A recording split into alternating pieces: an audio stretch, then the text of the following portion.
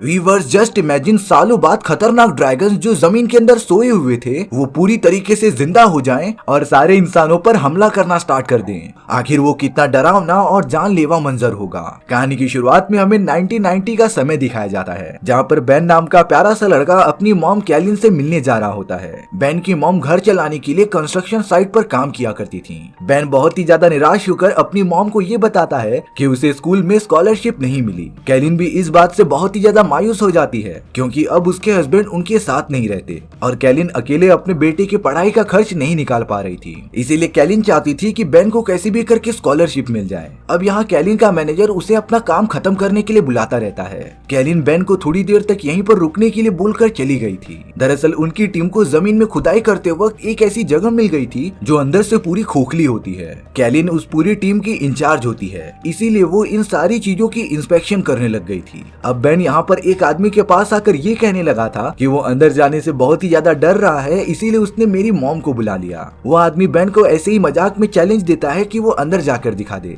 Ben ठहरा बहुत ही बहादुर लड़का, वो बिना किसी से डरे होल में चला जाता है। अंदर जाने के बाद बेन ने ये देखा कि वो पूरी जगह एकदम सुनसान गुफा है। वहाँ पर तो अजीब अजीब टाइप के स्ट्रक्चर्स बने थे। बेन जैसे ही एक खुरदुरी दीवार को टच करता है तभी वो जगह अचानक से हिलने लगी थी। दरअसल वो कोई दीवार नहीं होती बल्कि एक बहुत ही विशालकाय ड्रैगन होता है जो सालों से जमीन के अंदर सोया हुआ था। बेन तो उस ड्रैगन को देखकर काफी ज्यादा डर जाता है, इसीलिए बेन तुरंत बाहर निकलकर अपनी मॉम के पास चला आया था। सारी बातें अपनी मॉम को बताने के बाद कैलिन कैसे भी करके बेन को वहाँ से लेकर निकलना चाहती थी। उस ड्रैगन के मुंह से तो काफी पावरफुल आग निकल रही थी जिसकी मदद से ड्रैगन ने वहाँ पर मौजूद सारे वर्कर्स को जला दिया था। कैलिन तो बेन को लेकर कैसे भी लिफ्ट से ऊपर जाती रहती है। कैलिन ने देखा कि उस बड़े से ड्रैगन ने सारी चीजें डिस्ट्रॉय कर दी थी और अब वो उनके पीछे पड़ा है। हालांकि कैलिन अपने बेटे को लेकर कैसे भी सतह पर पहुंच जाती है, लेकिन बेन को बचाने के लिए कैलिन उस ड्रैगन के सामने आ गई थी, जिससे कि झटका लगने की वजह से कैलिन की मौत हो जाती है। बेन ये सारी चीजें अपनी आंखों से देखता ही जा रहा था, पर वो इसमें कुछ कर भी नहीं सकता। अब इस बात को कई महीने बीत जाते हैं। देखते ही देखते पूरी पृथ्वी पर ड्रैगन्स की जनसंख्या काफी ज्यादा बढ़ गई थी। वो सारे ड्रैगन जो जमीन के अंदर सोए हुए थे वो जिंदा हो जाते हैं। ड्रैगन्स अपने सामने आने वाले किसी भी चीज को जिंदा छोड़ ही नहीं रहे थे। वैज्ञानिकों के रिसर्च के अनुसार सालों पहले इन्हीं सारे ड्रैगन्स ने डायनासोर्स की पूरी प्रजाति को खाकर खत्म किया था। उसके बाद सारे ड्रैगन जमीन के अंदर हाइबरनेशन के लिए चले गए थे, जिसमें कि वो सब एक लंबे समय तक बिना खाए पिए जिंदा रह सकते थे।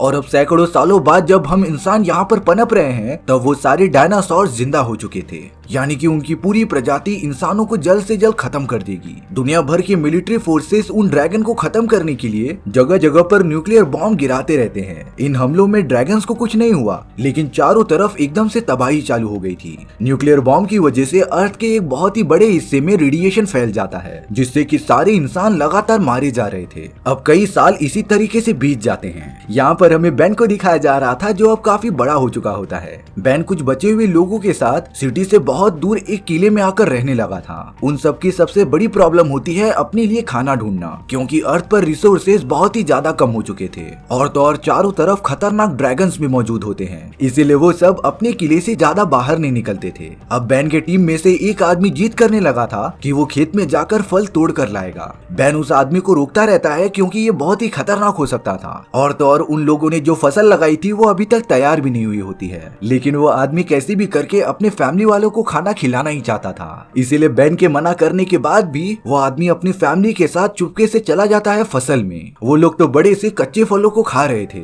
लेकिन अब एक बहुत ही बड़े ड्रैगन ने उन सभी को देख लिया होता है और अब उस ड्रैगन ने सभी के ऊपर आग फेंककर पूरा जला दिया था। साथ ही साथ उनकी फसल भी जल चुकी थी। बेन और उसके साथियों को जब ये खबर पता चलती है तब वो सब काफी शॉक हो गए थे, लेकिन अब कंडीशन उनके हाथ से निकल चुकी होती है। अब अगले दिन बेन के साथी देखते हैं कि बहुत सारे मिलिट्री टैंक्स उनकी तरफ बढ़ते आ रहे हैं। सारे लोग उन्हें देखकर काफी चौकन्ना हो गए थे। दरअसल वो सब कोई मिलिट्री वाले नहीं होते, बल्कि ऐसे लुटेरों के ग्रुप होते हैं जो नॉर्मल इंसानों को मारकर उनसे रिसोर्सेज छीन लेते थे। उन सभी के लीडर का नाम वेंजन होता है। बेन वेंजन से आकर बात करने लगा था कि आखिर वो लोग यहाँ पर क्यों आए हैं। वेंजन कहता है कि उन लोगों को एक रात सर छुपाने के लिए जगह चाहिए, पर बेन को पता था कि यहाँ पर रिसोर्सेज की कितनी ज्यादा कमी है और वो इतने सारे लोगों का खाना नहीं दे सकते। इसीलिए बेन वेंजन को साफ साफ मना कर देता है, पर वेंजन बार बार इंसिस्ट करते ही जा रहा था। बातों ही बातों में वेंजन बेन को ड्रैगन का एक दांत दिखाता है। ये दांत उस ड्रैगन का था जिसे वेंजन ने खुद मारा था। व्यंजन बताता है कि उसने ड्रैगन पर ना तो दिन में वार किया और ना ही रात को, बल्कि शाम के टाइम पर ड्रैगन की नजर काफी कमजोर हो जाती है। और इसी बात का फायदा उठाकर व्यंजन ने एक बहुत ही बड़े ड्रैगन को मार गिराया था। बेन को पता चल गया होता है कि ये सारे लोग ड्रैगन हंटर्स हैं, इसीलिए वो व्यंजन और उसके लोगों को किले में रहने की परमिशन दे देता है। अब अंदर आने के कुछ ही देर बाद व्यंजन अपने साथियों के साथ एक ड्रैगन को पकड़ने का प्लान बनाने लगता है। व्यंजन चाहता था कि इसमें बेन भी थोड़ा सा कंट्रीब्यूट करे, इसीलिए बेन भी वैसा ही करता है जैसा व्यंजन चाहता था। व्यंजन का प्लान ये था कि शाम होते ही वो ड्रैगन के सामने खुद ही चला जाएगा और इसके साथ ही पीछे से ड्रैगन के ऊपर जाल फेंक देंगे। व्यंजन अपने टीम मेंबर्स के साथ प्लान को एग्जीक्यूट करने चला जाता है। बाहर निकलते ही एक बहुत ही बड़ा ड्रैगन उनके पीछे पड़ गया था, पर व्यंजन ने जैसा सोचा था वैसा होता ही नहीं। उनके हमला करने से पहले ही ड्रैगन ने पलटवार कर दिया था और अब व्यंजन का प्लान पूरी तरीके से चौपट हो जाता है। यहाँ ड्रैगन लगातार बेन की तरफ बढ़ते जा रहा था। तभी व्यंजन बेन को कहता है कि तुम अपने घोड़े पर बैठकर एक चारे का काम करो और ड्रैगन को कैसे भी करके उसके पास लेकर आ जाओ। बेन बड़ी बहादुरी से अपने घोड़े पर बैठ जाता है और तेजी से भगाने लगता है। ड्रैगन लगातार बेन का पीछा करते ही जा रहा था और अब जैसे ही वो ड्रैगन व्यंजन के पास आता है, उसने लगातार बहुत सारी गोलियां चलाकर ड्रैगन को ढेर कर दिया था। ड्रैगन पूरी तरीके से मारा जाता है। ये न्यूज सुनने के बाद सभी लोग रात को पार्टी करते हैं, लेकिन व्यंजन अभी भी सेटिस्फाई नहीं लग रहा था। वो तुरंत एलेक्स को लेकर अपनी एक पायलट एलेक्स से मिलवाने लेकर जाता है। एलेक्स बेन को बता रही थी कि वो ड्रैगन एक फीमेल है और अब तक उनकी टीम ने जितने भी ड्रैगन्स को मारा है ना, वो हमेशा फीमेल से निकली हैं। उनका सिर्फ अभी एक ही नर ड्रैगन से सामना हुआ है। नर ड्रैगन के मुंह से तो बहुत ही खतरनाक आग भी निकलती थी, पर ये सारी चीजें बेन को कहीं न कहीं पता होती है। अब व्यंजन बेन को बोलने लगता है कि वो लोग लंदन जा रहे हैं क्योंकि उन्हें मेल ड्रैगन की लोकेशन का पता चल गया है, पर बेन इन सारी चीजों में व्यंजन का साथ नहीं देता। ये बात सुनने के बाद व्यंजन वहाँ से गुस्सा होकर चला जाता है। एलेक्स बेन से पूछ रही थी कि वो लंदन क्यों नहीं जाना चाहता। तब जाकर बेन बताता है कि कुछ सालों पहले लंदन में उसकी मदर की डेथ एक बड़े से मेल ड्रैगन की वजह से हो गई थी। एलेक्स समझ जाती है कि बेन जिस ड्रैगन की बात कर रहा है वो वही मेल ड्रैगन है जिसकी बात व्यंजन कर रहा था। तभी अचानक से बेन के पास उसका एक साथी आता है और उसे बाहर लेकर जाता है, जहाँ पर व्यंजन बेन के बहुत सारे लोगों को ये कन्विंस कर रहा था कि वो उसके साथ आ जाए और लंदन में ड्रैगन को मारने चले। हालांकि बेन व्यंजन को रोकने की बहुत ज्यादा कोशिश करता है, लेकिन अब उन दोनों में काफी ज्यादा फाइट होने लगी थी। व्यंजन बेन से बहुत ही ज्यादा शक्तिशाली था, इसीलिए उसने बेन को बड़ी आसानी से हरा दिया होता है। और अब व्यंजन बेन के भी बहुत सारे लोगों को लंदन लेकर जाने लगा था। काफी ज्यादा जर्नी तय करने के बाद वो लोग रात को एक जगह स्टे करने का डिसाइड करते हैं, पर तभी वहाँ मेल ड्रैगन आ जाता है जिसने अपने मुंह से आग निकालते हुए सारी चीजों को जलाना स्टार्ट कर दिया था। व्यंजन के सारे साथी जलकर पूरा राख हो गए थे, उसमें सिर्फ व्यंजन और एलेक्स बचते हैं। अब वो ड्रैगन पीछा करता हुआ बेन के किले के पास भी आ गया था, जिसने वहाँ पर भी तबाही मचाना स्टार्ट कर दिया होता है।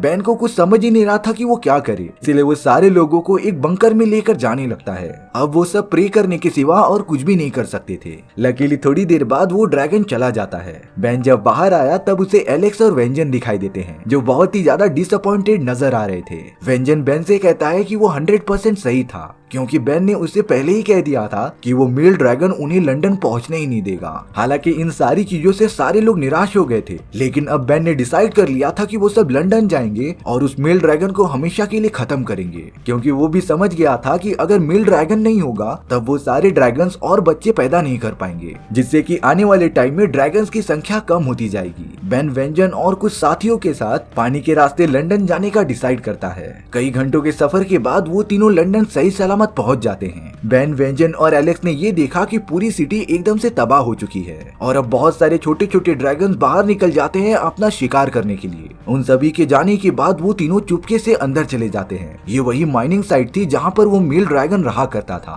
बेन सब कुछ रिलेट कर पा रहा होता है, क्योंकि कुछ साल पहले यहीं पर उसकी मॉम की जान गई थी। अब व्यंजन अंदर आने के बाद एक प्लान बनाता है। उसके पास कुछ ऐसे तीर थे जिसके ऊपर बहुत ही खतरनाक बॉम्ब लगे हुए होते हैं, तो फिर व्यंजन चाहता था कि वो इस बॉम्ब को ड्रैगन के मुंह में मार दे, जिससे कि ड्रैगन मर जाए। बेन और एलेक्स को उस ड्रैगन का ध्यान भटकाना होगा, तो इसीलिए वो तीनों अलग अलग होकर ड्रैगन को ढूंढने लग जाते हैं। दरअसल उस मेल ड्रैगन को उन तीनों के होने का एहसास हो गया था, इसीलिए वो भी उन तीनों से छुपता रहता है। अब यहाँ व्यंजन के सब्र का बांध टूट चुका था, इसीलिए वो घर के एकदम टॉप पर चला जाता है और जोर से चिल्लाने लगता है, जिससे कि मेल ड्रैगन व्यंजन के सामने आ चुका था। व्यंजन अपनी बॉम्ब वाली तीर निकालता है और उस ड्रैगन के मुंह पर मार देता है, पर वो बॉम्ब ठीक से लगा नहीं था। वेंजन दूसरी बार मारने का ट्राई करता है, लेकिन ये चांस उसे ड्रैगन देने नहीं वाला था। ड्रैगन तो पूरा वेंजन के ऊपर आग उगलते हुए उसे अपने मुंह में दबा लिया था, जिसके साथ वेंजन की मौत हो जाती है। वो ड्रैगन तो अब बेन और एलेक्स को मारने के लिए उनका पीछा करने लगा था। वो दोनों कैसे भी बचकर एक सेफ प्लेस पर आ जाते हैं। बेन ने देखा कि कुछ ही दूरी पर एरो वाला बॉम्ब गिरा हुआ है, इसीलिए वो बिना ड्रैगन से डरे उस एरो को उठाने चला जाता है। पर अगले मोमेंट में ही बेन के सामने वही मेल ड्रैगन खड़ा हुआ था, जो बेन के ऊपर हमला करने ही जा रहा होता है। लेकिन बेन बड़ी बहादुरी से एरो को उठाता है और ड्रैगन के आग उगलने से पहले उसके मुंह के अंदर मार देता है, जिससे कि एक बहुत ही बड़ा धमाका हुआ था और ड्रैगन के मुंह का पूरा चीथड़ा उड़ जाता है, यानी कि वो मेल ड्रैगन मारा जा चुका था। एलेक्स तुरंत बेन को लेकर वहां से निकल जाती है। अब हमें कुछ महीनों बाद का सीन दिखाया जाता है, जहाँ पर एलेक्स और बेन बात कर रहे थे कि हमने 3 महीनों से कोई भी ड्रैगन को देखा ही नहीं है,